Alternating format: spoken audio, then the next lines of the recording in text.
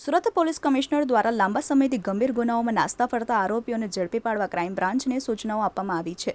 તે અનુસંધાને ક્રાઇમ બ્રાન્ચની જનરલ સ્ક્વોડને પોલીસ જવાનોને ચોક્કસ બાતમી મળી હતી કે આરોપી મેનેજર અભયચંદ યાદવ ટ્રક ડ્રાઈવર રહેવાસી જેસવા પાર્ક હરિયાણા જય અંબે ધાબાની પાછળ ખેડા મૂળ વતન દેવરિયા ઉત્તર પ્રદેશને ઝડપી પાડવામાં આવ્યો છે।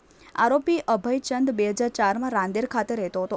તેને પૈસાની જરૂર હોય અને ફરિયાદીના દીકરાનું અપહરણ કરી ફરિયાદીને ફોન કરી તારો દીકરો જોઈતો હોય તો 1 કલાકમાં 10,000 રૂપિયા લઈને આવ, નહીં તો દીકરાને વેચી મારીશ, જેને લઈને તેના વિરુદ્ધમાં રાંદેર પોલીસ સ્ટેશનમાં અપહરણ અને ખંડણીની ફરિયાદ નોંધાઈ હતી। આરોપી આજ દિન સુધી પોતાની ધરપકડ ટાળવા નાસ્તો ફરતો હતો, જેની હકીકતમાં બાતમી મળતા આરોપીને ક્રાઇમ બ્રાન્ચે ખેડાથી ઝડપી પાડી ગુનાના કામે રાંદેર પોલીસને સોંપવાની તજવીજ હાથ ધરી છે।